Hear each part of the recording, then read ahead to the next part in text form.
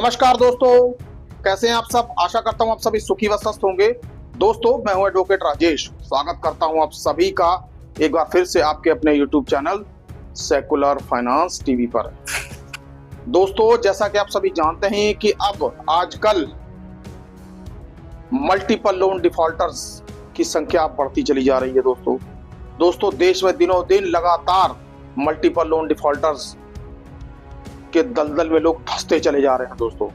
दोस्तों अब इसको चाहे आप सरकार की कुछ नीतियां ऐसी हैं उसकी वजह से मान सकते हैं, या देश में बढ़ती हुई महंगाई उसकी वजह से आप मान सकते हैं। दोस्तों कई सारे ऐसे सेवरल फैक्टर्स हैं दोस्तों कि लोग अब मल्टीपल लोन डिफॉल्ट के दलदल में फंसते चले जा रहे हैं। दोस्तों लोग तो फंसते चले जा रहे हैं, लेकिन शायद उनको इस बात का पता नहीं है कि इन सब चीजों से कैसे बाहर निकला जाए। अब दोस्तों कई बार होता क्या है कि जब कोई इंसान लोन के डिफॉल्ट में फंस जाता है तो लोन कंपनियां अपना पूरा प्रेशर उससे पैसा वसूलने में लगा देती हैं। अब दोस्तों कई बार लोन कंपनियां अपनी सीमाएं, अपनी हदें तक लांघ जाती हैं उससे पैसा वसूलने में। दोस्तों देश में से कई सारे मामले आए हैं जहां पर लोन कंपनियों के बेतरतीब और बेहिसाब रिकवरी प्रोसेस ने कई सारे लोगों की जान ले ली है दोस्तों। लेकिन दोस्तों ये लोन कंपनियां सुधरने का नाम नहीं ले रही दोस्तों। हालांकि माननीय सुप्रीम कोर्ट ने कई एक ऐसे मामले में तो लोन कंपनियों के रिकवरी प्रोसेस को बिल्कुल ही नल एंड वॉइड कर डाला दोस्तों, यानी कि बिल्कुल ही गलत बता दिया। रिकवरी एजेंटों को गुंडा तक कह दिया दोस्तों। अब सोचिए कि माननीय सुप्रीम कोर्ट यदि इस तरीके की ऑब्जर्वेशन दे रहा है तो दोस्तों आम आदमी के बारे में हम क्या ही कह सकते हैं। तो आम आदमी जो इससे पीड़ित है वो क्या क्या सोचता होगा दोस्तों, क्योंकि दोस्तों लोन रिकवरी प्रोसेस के दौरान जिस तरीके का व्यवहार ये लोन कंपनियां उसके साथ करती हैं मल्टीपल लोन डिफॉल्टर के साथ, ये वही जानता है कि वो किस मेंटल स्टेट में जी रहा है।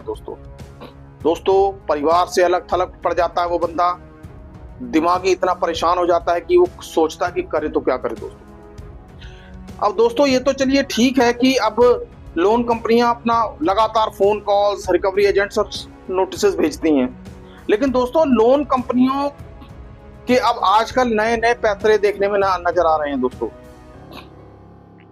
अब दोस्तों क्रेडिट कार्ड के डिफॉल्ट हो या पर्सनल लोन के डिफॉल्ट हो, वहां पर जो केस सिविल मामले के रूप में दायर किया जाना चाहिए अब उसको लोन कंपनियां क्रिमिनल केस के रूप में दायर करवा रही हैं दोस्तों। प्री कॉग्निजेंस नोटिस इशू करवा देती हैं या सम्मन इशू करा देती हैं और लोग उसी सम्मन को देख के परेशान हो जाते हैं दोस्तों आज से कुछ दिन पहले भी मैंने एक वीडियो बनाया था जिसमें मैंने ये जिक्र किया था कि माननीय सुप्रीम कोर्ट का एक फैसला आया जिसमें माननीय सुप्रीम कोर्ट ने उत्तर प्रदेश सरकार को कड़ी फटकार लगाई थी। उस मामले में भी वित्तीय लेन देन का मामला था और सुप्रीम कोर्ट ने उत्तर प्रदेश सरकार के बड़े अफसरों से जवाब मांगा और जिस व्यक्ति ने अपील दायर की थी उसके खिलाफ चल रही एफआईआर सब रद्द पर रोक लगा दी, सारी क्रिमिनल कार्रवाइयों पर रोक लगा दी। सिर्फ और सिर्फ मामला चेक बाउंस का था, चेक बाउंस का मामला उन्होंने यथावत ही रखा। अब दोस्तों अभी 2-3 दिन पहले ही माननीय सुप्रीम कोर्ट का एक और फैसला आया दोस्तों, रिकब बिरहानी versus state of Uttar Pradesh. इस मामले में भी माननीय सुप्रीम कोर्ट ने बड़ी हैरानी जताई है दोस्तों। और दोस्तों यहां तक कि सुप्रीम कोर्ट ने इतनी हैरानी जताई है कि अभी कुछ ही दिन पहले एक फैसला देने के बावजूद उत्तर प्रदेश से इस तरीके के मामले फिर से लगातार आ रहे हैं दोस्तों यहां पर भी वही बात थी कि मामला वित्तीय लेन देन से संबंधित था, चेक बाउंस का मामला था, लेकिन उत्तर प्रदेश सरकार की या उत्तर प्रदेश पुलिस की कारगुजारी देखिए कि सिविल मामले को क्रिमिनल मामले में तब्दील कर दिया दोस्तों। अब दोस्तों अपीलेंट को जब कहीं से राहत नहीं मिली, ना लोअर कोर्ट से ना हाई कोर्ट से, तो जब वो माननीय सुप्रीम कोर्ट में पहुंचा तो सुप्रीम कोर्ट ने सबसे पहले तो लगातार ऐसे मामले आ रहे जो आ रहे हैं उनके ऊपर हैरानी जताई। और दोस्तों फिर वही काम कि क्रिमिनल प्रोसीडिंग थी सब रोक दी दोस्तों, एफआईआर जो थी सब उसमें क्वैश कर दी गई, यानी कि खत्म कर दी गई। अब दोस्तों इससे साबित क्या होता है दोस्तों, अब दोस्तों सुप्रीम कोर्ट ने इसमें एक टिप्पणी भी की कि जो मामले सिविल मामले हैं उनको क्रिमिनल मामले बनाकर कोर्ट में क्यों पेश किया जा रहा है दोस्तों। आखिरकार उत्तर प्रदेश पुलिस कर क्या रही है दोस्तों ये सुप्रीम कोर्ट का जो फैसला है ये खाली उत्तर प्रदेश पुलिस के साथ संबंधित नहीं है दोस्तों, क्योंकि दोस्तों ऐसा लोन कंपनियां लगातार करती चली आ रही हैं। क्योंकि दोस्तों चेक बाउंस का मामला हो, सेक्शन 25 का मामला हो, या यदि कंपनियों ने पैसा वसूलना भी है तो लोन रिकवरी के लिए रिकवरी सूट भी फाइल किए जा सकते हैं। लेकिन कंपनियां क्या कर रही हैं, क्रिमिनल कंप्लेंट फाइल कर रही हैं दोस्तों, जो कि किसी भी प्रकार से वैलिड है ही नहीं।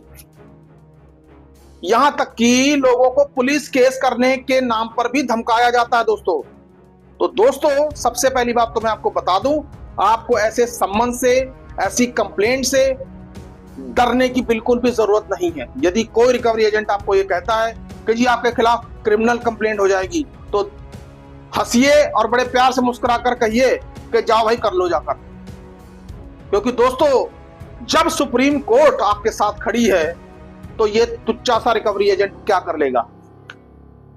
क्योंकि दोस्तों तुच्चा शब्द मैंने इनको इसलिए कहा क्योंकि 10वीं 12वीं के पढ़े होते हैं ये, इनको कानून की किसी प्रकार की कोई नॉलेज नहीं होती, किसी प्रकार का इनको लॉ नहीं पता, माननीय सुप्रीम कोर्ट ने क्या कहा, आरबीआई ने क्या कहा, इनको बिल्कुल भी नहीं पता। इनको सिर्फ एक ही चीज पता होती है कि हमें अपना पैसा कैसे वसूलना है और कस्टमर को हरास कैसे करना है, कैसे परेशान करना है दोस्तों। तो दोस्तों इन रिकवरी एजेंटों की बात पर मत जाइए, और ना ही अगर ऐसा कोई सम्मान आपके पास आ जाए, आपके पास कोई क्रिमिनल कंप्लेंट आपके ऊपर कोई कर दे, मत घबराइए। एक ठोस जवाब बनाकर दीजिए और करारा जवाब अपने एडवोकेट से कहिए, इसका करारा और ठोस जवाब बनाकर दीजिए। दोस्तों आप पाएंगे कि अगले ही कुछ समय के बाद वो कंपनी केस वापस ले लेगी, क्योंकि उनको पता है कि ये केस कोर्ट में ज्यादा दिन तक नहीं ठहरेगा। क्योंकि माननीय सुप्रीम कोर्ट के एक नहीं कई फैसले आ चुके हैं कि सिविल मामलों को क्रिमिनल मामले बनाकर कोर्ट में पेश करना अब आसान नहीं होगा। तो दोस्तों आप लोग डरिए नहीं, क्योंकि आपने लोन लिया है, कोई बात नहीं, अगर डिफॉल्ट हो भी गया तो लोन डिफॉल्ट होना किसी प्रकार का कोई गुनाह नहीं है, किसी प्रकार की कोई ऐसी गलती नहीं है या कोई हीनियस क्राइम नहीं है। लोन डिफॉल्ट हो जाता है, मजबूरी वश हो जाता है, किसी के साथ कभी कोई भी कारण हो सकता है दोस्तों। तो इसका मतलब ये थोड़ी कि आपके ऊपर क्रिमिनल चार्जेस लगा दिए जाएंगे। दोस्तों ऐसा पॉसिबल ही नहीं है, और दोस्तों माननीय सुप्रीम कोर्ट के फैसलों ने तो साफ भी कर दिया दोस्तों। अब दोस्तों देश की सबसे बड़ी अदालत जब खुद कह रही है कि ऐसे मामले जो सिविल हैं या वित्तीय लेन देन के हैं उनको क्रिमिनल मामले बनाकर पेश नहीं किया जा सकता दोस्तों पहले ही माननीय सुप्रीम कोर्ट कई सारी गाइडलाइंस इसमें तय कर चुकी है।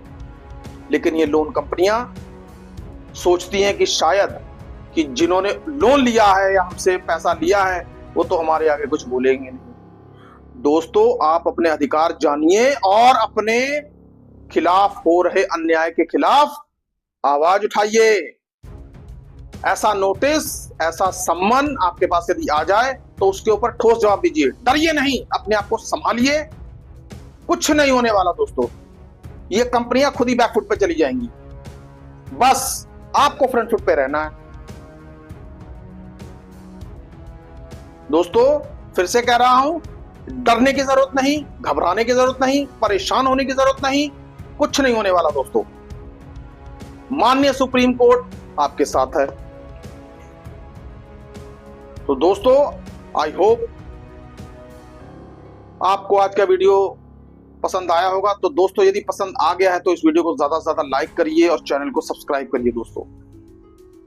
दोस्तों वीडियो को ज्यादा से ज्यादा शेयर कीजिए, फैलाइए, ताकि और लोग भी जो मल्टीपल लोन के दलदल में फंसे हुए हैं वो भी इस चक्रव्यूह से बाहर निकल सके दोस्तों, उनकी मदद हो सके। सुखी रहिए, स्वस्थ रहिए। जय हिंद, जय भारत।